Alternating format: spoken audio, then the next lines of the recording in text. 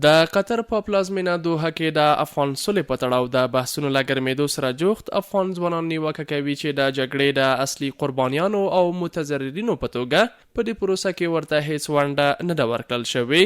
دوی په کابل کې د یوې ناستې پر مهال وویل چې د جګړې دواړو لورو ته هره ورځ لسګونه ځوانان قرباني کیږي، خو د سولې په روانه پروسه کې د دوی رول او ونډه له پامه غورځول شوې ده. د ځوانانو رغند رول چې هغوی په خپله په دغه پروسه کې شامل واوسي او خپله په مستقیمه مناظره کې خبرې وکړي، هغه تر ده مهاله زه نه وینم او نه یې په ډاګه کوم. اما د پردې تر شا هغه کوم نظریات او پیشنهادات چې د ځوانانو دي هغه اخیستل شوي دي.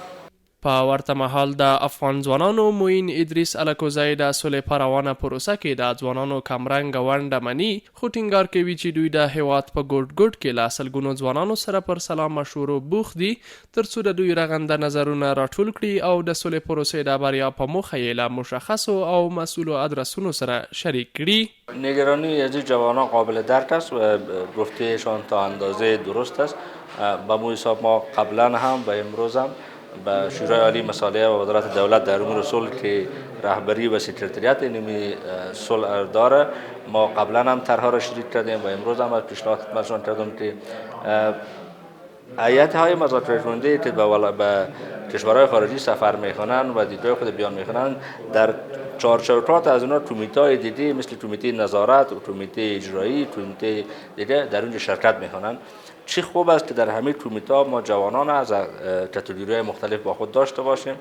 بلخوا د سولې په چارو کې د دولت وزارت سرپرست ډاکټر عالمه د سولې په روانه پروسه کې د ځوانانو پر ونډې پر ټینګار سره وایي افغانان داسې سوله نه غواړي چې د نوموړې په خبره دوی بیرته پخوانیو تیاره وختونو ته بوځي، بلکې د هغې سولې غوښتونکي دي چې د ټولو خواوو حقونه پکې خوندي شي.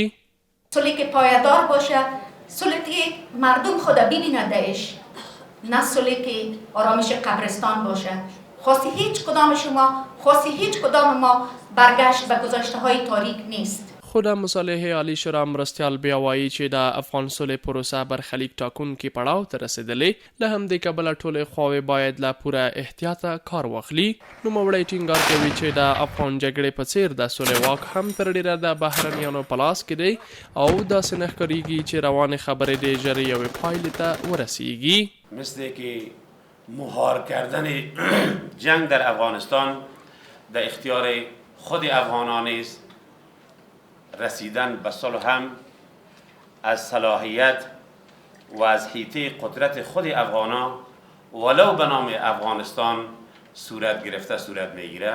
متاسفانه بیرون است.